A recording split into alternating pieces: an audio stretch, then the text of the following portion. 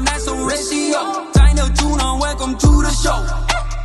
Yeah, gotta let them know. G-O-A-T-Y, G-O-A-T-Y. Hey, I'm Brett McConnachie with the Oshawa 88s, the one you want with the biscuit. And also with the hair. They got the hair going too, that's for sure. Okay, so we've been talking a little bit about some London threes that might be rocking the same kind of style as you. What's going on there? Well, I see number 91 out there. He's got the long hair going, but there's only room for one guy in this league with the hair, and that's number 22 on Oshawa. Well, you know what? He's got straight hair going on. You got the curly flow. Yeah, a little bit different for sure, but the curls gives you a little more flair. It's better for the ladies. Welcome, everybody, back to GOAT Radio, the greatest of all time podcast show. I'm the big man, and I got to say, GOAT Radio is absolutely rolling right now, and I'm so jacked for this episode. I'm with one of the most multi-talented people I've came across. Ladies and gentlemen, the GOAT hip-hop hockey player, Brett McConnachie, AKA Brett Will. What's going on, guys? What's up, big man? Thanks for having me on, bro. Appreciate it. Thanks, man. I've been itching to have you on, man. You know that. Yeah, man. I've been itching to get on, too, so this is great. Yeah, so first things first, the GOAT fans know the drill. Got to say what jersey I'm wearing and what we're wearing. I got the Michigan Tech, my former team. I'm a proud alum, Michigan Tech Huskies, the gold jersey, number 28. And, I was hoping they were going to fucking play Michigan in the Final 8, but, Yeah, that was a bit of a tough one there. What was it against, was it Ohio State or is it Penn State? It was Penn State.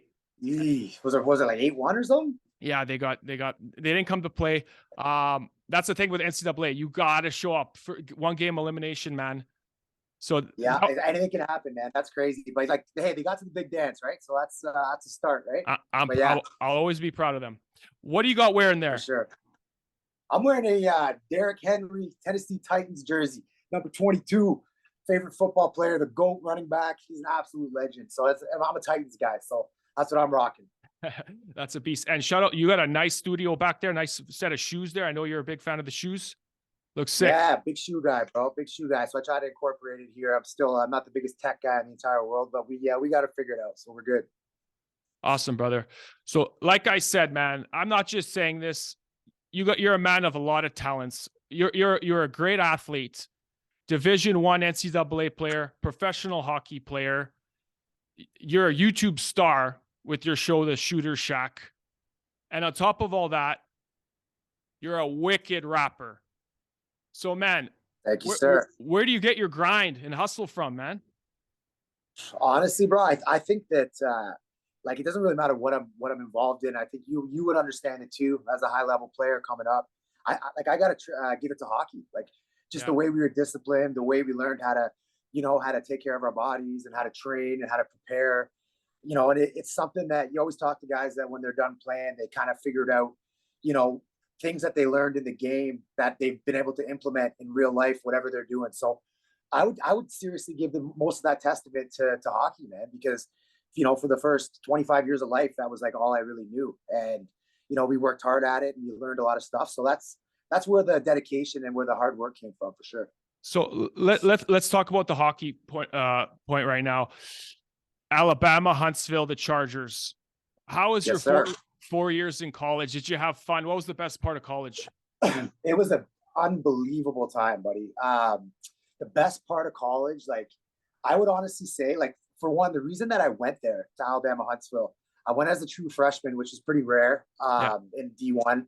I had a lot of offers from, some bigger conference schools, but a lot of them wanted me to play another year at Tier 2, whether it was the USHL or where I was in Ontario, but I felt like I was ready to go. And when I went on visits, I went to about 7 visits that year. And that was the only school that I went to that let me get her going a little bit. That let me get to go out with the boys. And I was only 17 at the time. So that was one of the places that I actually got to see what, college life was about. Everywhere else, I had a curfew. I'd be back at the hotel with my dad. Actually had to come to a lot of the recruiting trips because I was only 17. But most of the places I went to, I didn't get to see that aspect of it.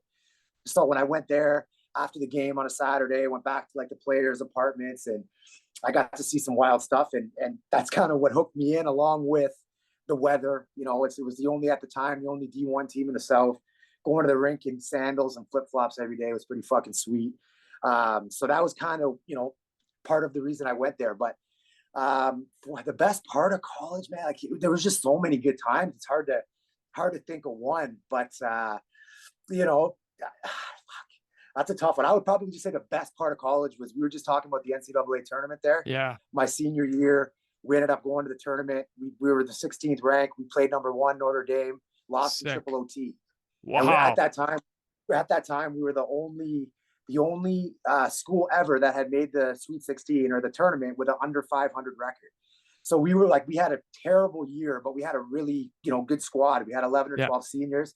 We just got hot at the right time, started kind of playing up to our potential, and ended up we should have beat them.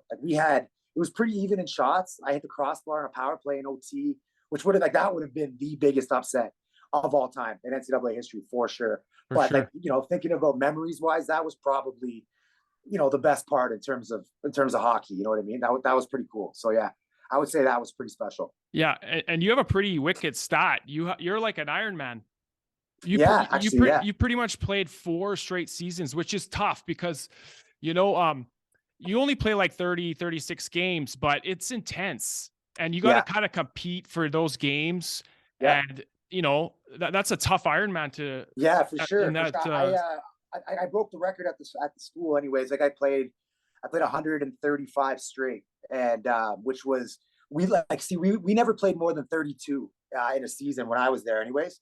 So, but I missed one game, and it was our senior night at home, last regular season game. I got in a little bit of trouble the prior weekend, where it could have been real bad, but I ended up having to sit out the last game of the regular season before the conference tournament, which was pretty devastating. And my parents at the time, they drove down from Toronto and didn't know until they kind of got their friend. I didn't really want to tell them over the phone, and they came down excited to see the last home game, and I ended up sitting in the stands. So that was a rough one, but I guess that was the only game I missed in 4 years. I guess the coach was sending a message to the freshmen coming in. You're like, yeah, he was for sure. And I mean, it could have been a lot worse. So one game was just, a small little slap on the wrist. And then we ended up getting hot, and we won the tournament, got to the NCAA tournament. So kind of got swept under the rug. But yeah, that was the only game I missed in 4 years, bro. It was self-inflicted, so to speak. I loved college, man. Like, it is demanding, right? Going to school, then going up. You got to be intense in practice also with the games. Yeah. Yeah. And on top of that, you're boozing pretty hard. Oh, so yeah. Hell yeah. You're going hard. You gotta stay in shape. 100%. And like, you would know too, it's different than anywhere else I ever played in terms of like the bodies that you carry. Yeah. Right. Like you have your 4 lines that would play, because you were a forward too, right? Yeah. Yeah. So like you have your 4 lines that play, and then I don't know how many you guys carried. We probably had an extra 2.5, maybe even 3 lines that, so you had 7 lines at practice. If you weren't playing, or you were coming to the rink hurting, or, you didn't perform, you were at risk of, losing your job. So it was, every practice was, I know people always said, oh, college schedule, you guys only play 30 games, but they don't know how hard we practiced. Like it was like a battle every day. It was like training camp every day. Yeah. So that was another thing too. But yeah, man, what a time, bro. What a time. Yeah. So obviously, wicked 4 years there. After that, you signed a PTO. Yeah. With the San Jose Sharks. Yeah. Now that's got to be one of the highlights of your hockey career, I'm thinking. Yeah, that was pretty cool. It was pretty cool. I mean, I didn't really know what to expect, but it was, I don't know. It was amazing. It was the best feeling in the world, but I was down in the ECHL pretty quick there. So we learned the hard way, but it was a great experience, man. All of it, like the entire hockey career, pro, college, it was all just so much fun that, you wouldn't trade for anything, I'm sure you got a taste of like the grind of a hockey player. Like it's a fucking meat market. It seems like, eh? It's insane, bro. It's fucking nuts. Like you would know too. Like when you come out of college, I was like a top line guy my last 2 or 3 years, and you think that you're a fucking scorer. Like you think that you're a player. Yeah. And then you get to camp and the show, and like you're looking around, and it's like, holy fuck. Like in that era, I'm a few years older than you, but God, like I'm listed at 5'11". I'm probably 5'10".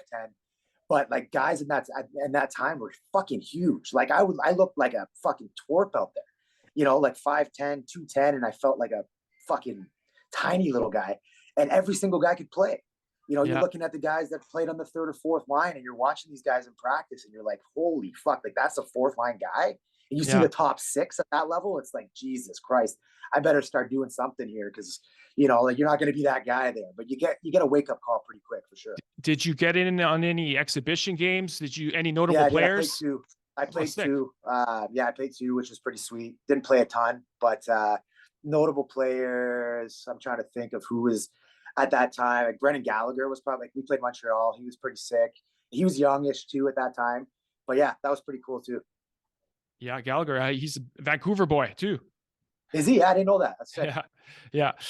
How about, your time at the Whitby Dunlops? Because that was a big chunk of your career. You played there for 8 years and captained to 4 of them. Yeah. That's got to be, you probably must have had a lot of memories there in your days. Like that was honestly, bro, like I tell people all the time when we talk hockey that was probably the most fun I'd ever had playing hockey. Like it definitely, it wasn't necessarily the highlight of a career, but just the fact that, like it wasn't so competitive in terms of, battling with guys. It was just a bunch of guys who all played at a high level that just, after their careers didn't want to play men's league, wanted to play a high level. And it was just fun, and it was fucking awesome, man. Like that was some of the best times of my career for sure. And the only thing I do regret about that is I missed so when I retired, I had a 2 years off where I didn't play at all. Yeah. And I didn't really want to play. I didn't know a lot about senior. I wasn't really, I didn't really give it a shot. I just said, fuck that. But I ended up going out to a playoff game, the year before I started playing. It was like game 7 at home. They ended up losing in overtime. It was fucking 2,000 people there. The hockey was great. And I was like, Jesus, like I should have been playing here the last 2 years. Like, that's what made me ended up playing there. But yeah, bro, great group of guys. We had a fucking blast. It was wicked. Yeah. And just to know, you're 5th all time in points in the ACH. Pretty solid, man. I think I'm 4th. No, someone passed 4th? me. I think maybe since you played, but 4th maybe, but yeah, it's whatever, 4th or 5th, something like that. But yeah, it was. I also played 8 fucking years too. That helps. But no, it was cool, man. It was good hockey. A lot of really good players.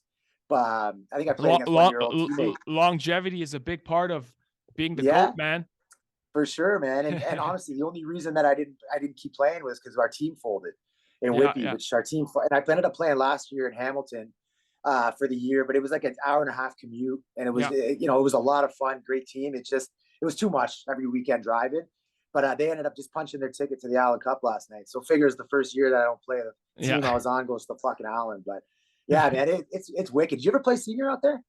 Did you ever play senior at all? Not me, man. I hung him up right away. Became a nurse, man. Good for you, bro. Hey, good they call me. Man. They call me the big nurse. The goat nurse. That's awesome, man. Good for you. Yeah, I had enough, man. Fuck that. Yeah. For sure, bro. I get it. Now I like to talk hockey, talk goats. Yeah, for sure. There's nothing better, buddy. There's nothing better. Your body feels great probably too, right? Oh, man. Way better. So this part of your story, man, it just blows my mind. You're an amazing rapper. I always wonder myself, when, and how did you get started in the rap game? Crazy, right?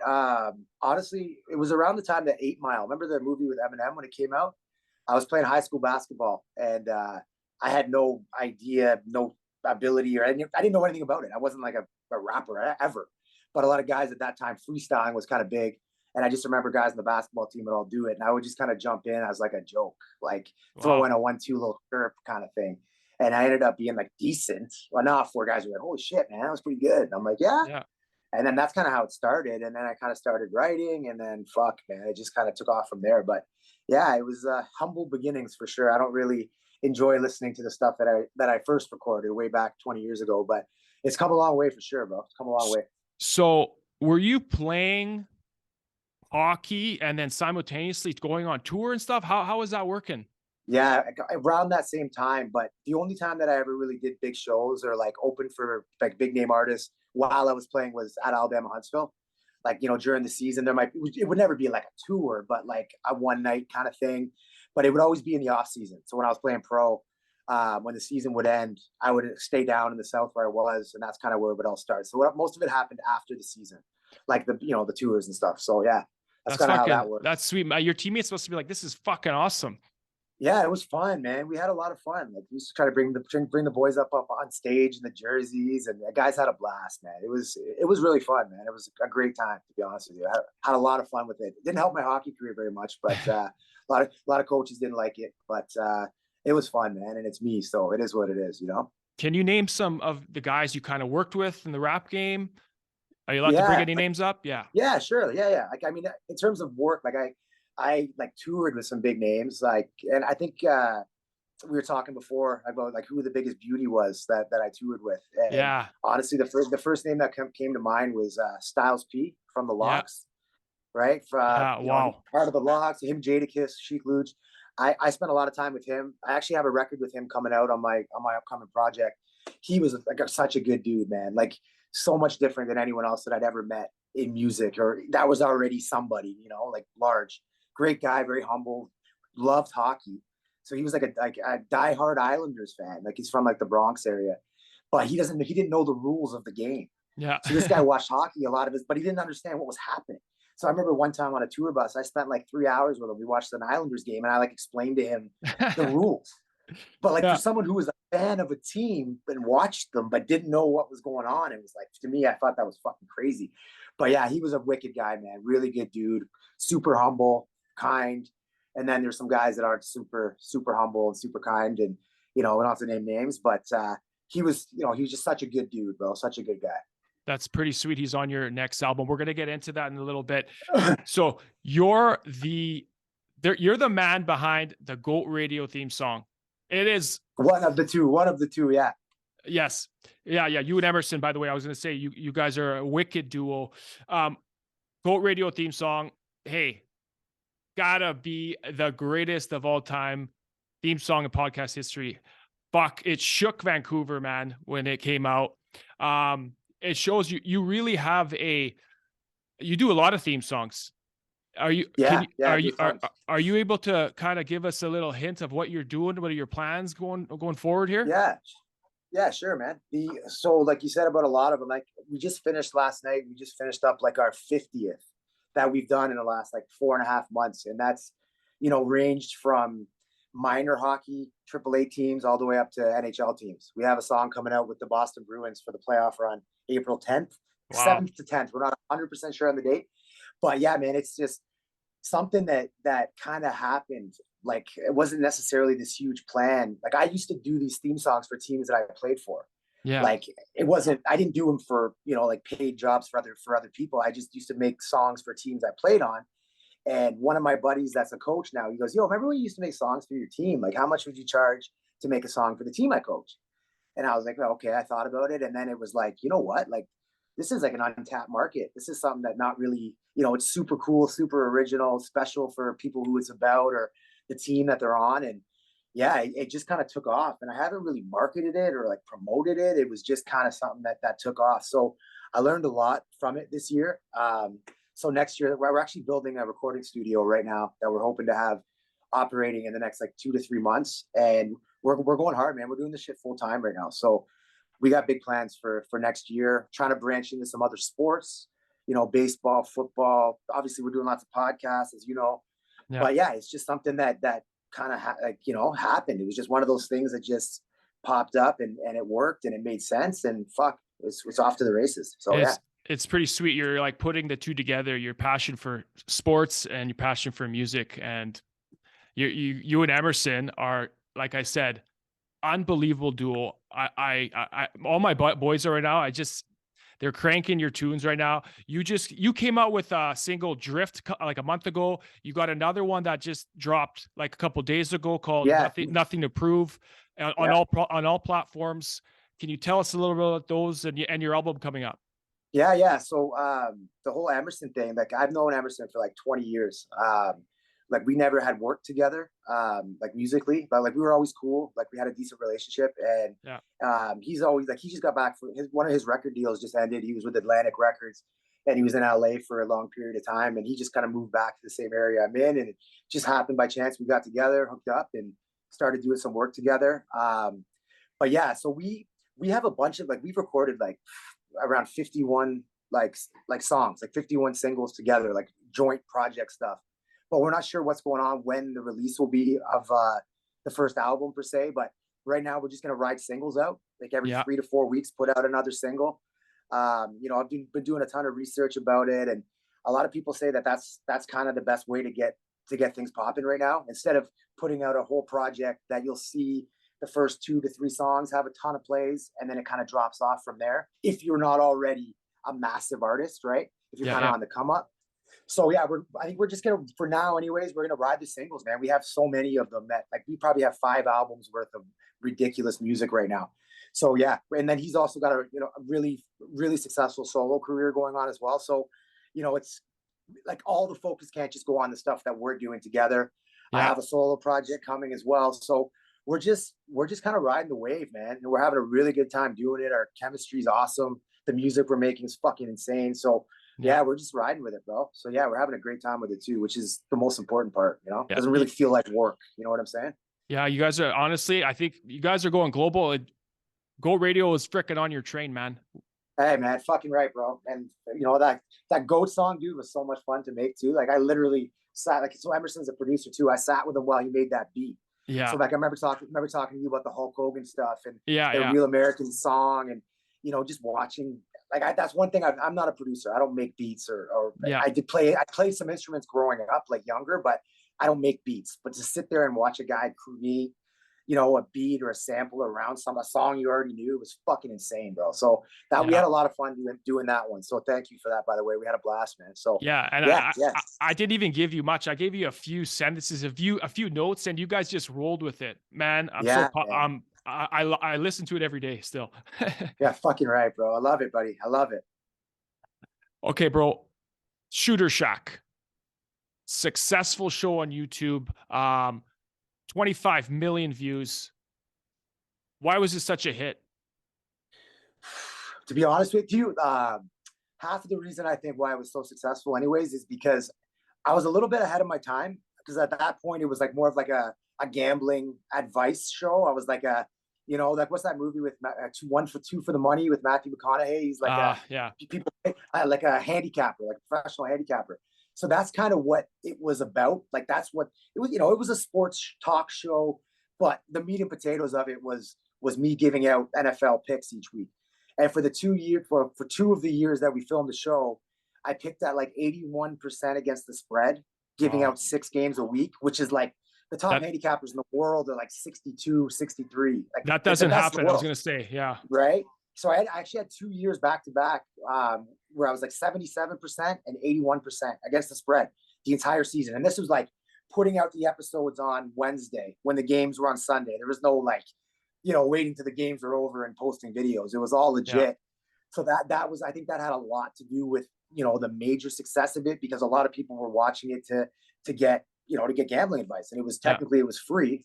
You know, I was selling packages and stuff as well. But at the time, you know, it was, you just watch the show on YouTube and you got your picks. And if I'm winning 5 out of 6 every week, fuck, I'd be watching next week too. Absolutely. But we had a lot of good guests. We had a ton of NHL guys on the show. We had some YouTube personalities, like those on the bench guys, and the hockey boys from Letterkenny. Like we said, we had some really good, some cool guests, which helped. And I mean, the content was wicked.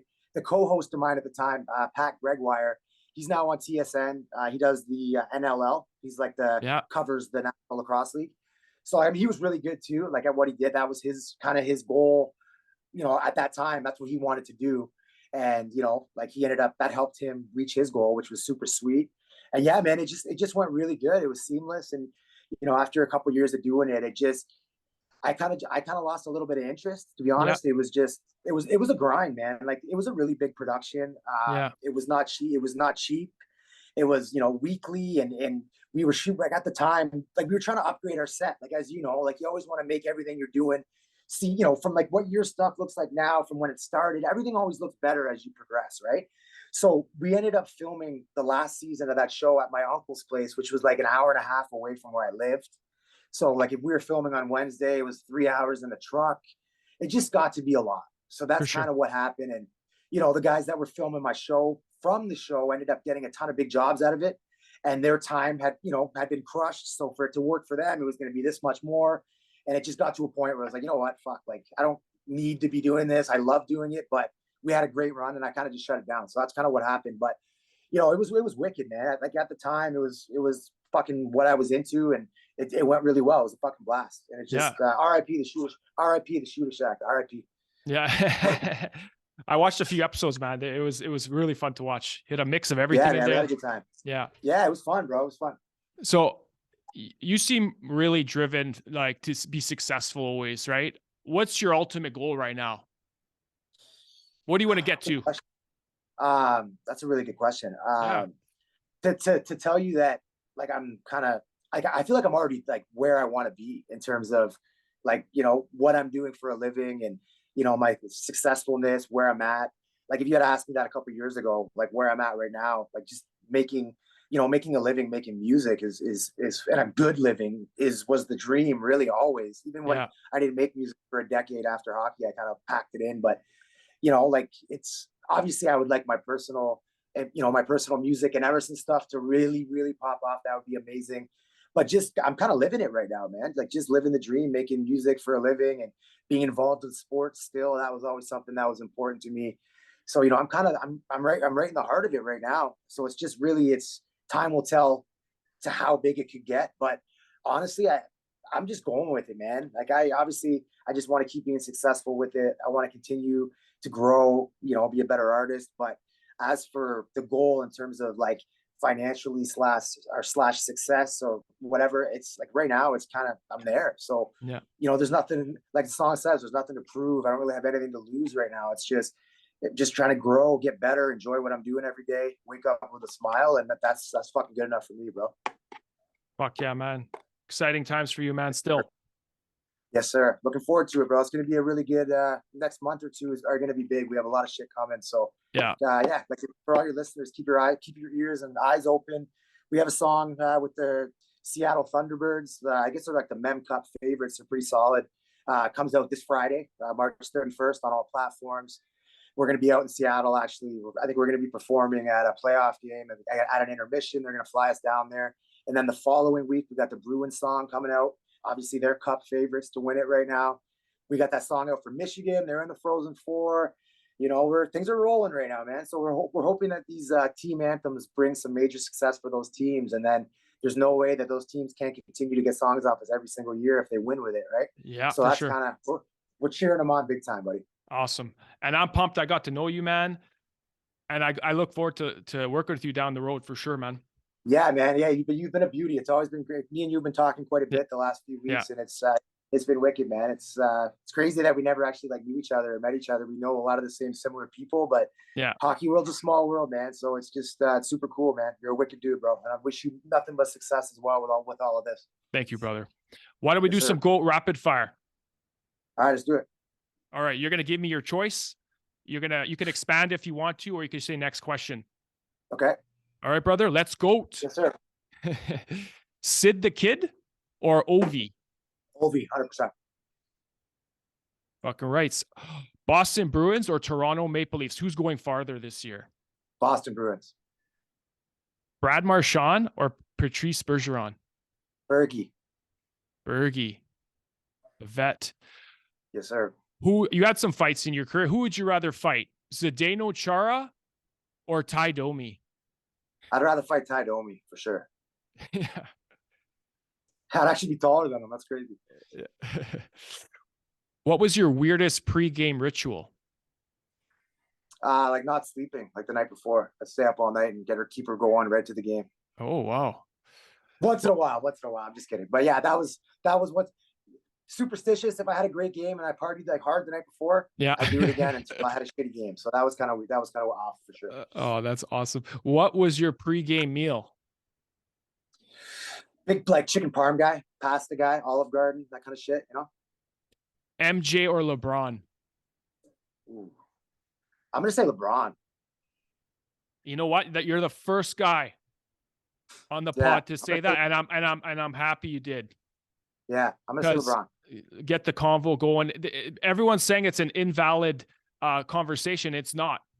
No, it's not. It's not. And I mean, there's certain statistics when you line them up with the two of them that I get that MJ never lost in the finals, blah blah blah. But I don't know, man. I like LeBron as a person better too. Like he seems to be, have you ever heard of him getting in trouble or him doing something that was a little shady or like? Yeah, he's a good dude, and I don't think Michael Jordan's necessarily a good dude. I love his shoes, but I don't think he's a great fucking person, to be honest with you. So I'm gonna go LeBron. Interesting. Awesome, man.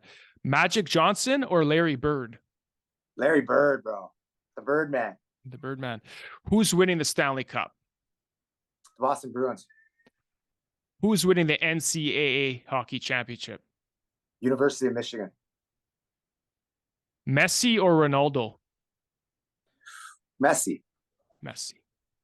Yeah. Okay, we're obviously massive wrestling fans. Ric Flair or the Macho Man Randy Savage? Macho Man. I like Macho Man. Yeah, I take Macho Man. Yeah, they're both wicked promo cutters. They're both the best in the business at the promos, but I thought that Savage was a lot more entertaining. I always liked his style was a lot more flashy. I liked it better. Me too.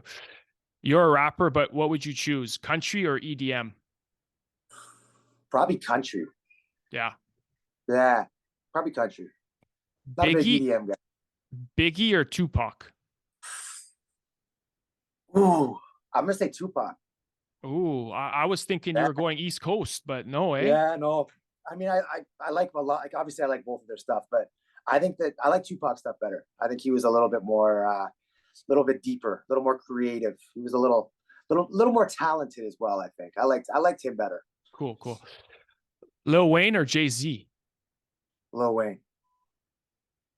Okay, I don't want to throw you under the bus. This was just a topic a couple weeks ago. Okay. Blondes or brunettes? Ooh, I'm gonna go with brunettes. I'm a brunette guy. Yeah. Coke or Pepsi? Pepsi. Oh, okay. Yeah. Chewing tobacco or cigarettes? Now I'll go darts. But darts. Like I got chewed tobacco most of my career, so I'm not like I don't dip anymore. I smoke the odd dart now, but 10 years ago it would have been dip for sure. But today it's darts. Okay, you don't need to name any names if you don't want to, but who is the biggest gangster rapper you worked with or toured with? Who was probably like Wu-Tang Clan, like Ghostface Killer. Like I was one of that whole, those guys were pretty badass, Yeah. Okay, cool. What is the drink of choice for rappers? Like booze? Like booze? For rappers, yeah. They love Hennessy, man. Like Hennessy. Oh. Yeah, or like if it's beer, it's Heineken. If it's like booze, they like their Hennessy. Heineken, eh? Yeah, they always drink Heineken. Yeah, it's weird. That's awesome. Who is the all-time GOAT rapper? Ooh, it's tough to not say Eminem, but I don't know. I'd say, my favorite all time is Young Jeezy. That's my favorite rapper. Oh, nice. But I think if I had to tell you the greatest rapper of all time, it'd be hard to not say Eminem. But personal favorite, Young Jeezy. Okay, cool. Okay, in all categories, who is your GOAT of all GOATs? Mine's mine's Hulk Hogan, but what's yours? Ooh, this is anything altogether. Anything. Tiger Woods. Big Tiger guy. That guy's a beauty. Right? Yeah. Yeah. Okay. Last question. Most famous person in your phone? Ooh, fuck. That's a great question. Athlete, rapper, whatever. I would say Denzel Washington. Wow. Yeah. I know his kid. Or Kurt Russell, maybe too. That's sweet. Yeah. That would probably be it. Awesome, brother. Yes, sir. Brett Will, man, thanks so much for having fun with this, man. It's time for a toast to the GOAT, man. All right. For this one, first off, what do you got there? I got some Kettle One vodka here. It was ice before, but now it's just all the good stuff here. Okay. I got some Hennessy. Ooh. I had it right here. Okay. I had it ready. Get a swig of that in you. In honor of what the rappers drink. Okay. There you go. So, Brett Will, you are not only the GOAT hip hop rapper and hockey player, you're a man of many talents, and you are an example, a true example of of hard work, dedication, and trying new things and taking risks, and a lot is possible. Thank you, Yes, brother. sir. Hey, thanks for having me on, bro. Hopefully we'll do it again. Cheers, brother. Cheers, man. That's awesome, man. Woo. All right. Woo! All right, brother. So we're all good? Yeah, brother. Thanks so much, ladies and gentlemen. Brett Will, you're the man, and I'll talk to you really soon, man. Yeah, man. We'll stay in touch, bro. Thanks for having me on, man. I wish you all the best and the family, everything like that. All the boys in the Goat Raj. We'll see you guys soon, man. Thank you. All right. This is the Peace greatest out, of bro. all time podcast show, GOAT Radio. We will see you next time. Thanks, brother. All right, brother. Thanks for having me, bud. I'll see you soon, bud. See you, bud. Yeah, gotta let 'em know. G-O-A-T-Y, G-O-A-T-Y.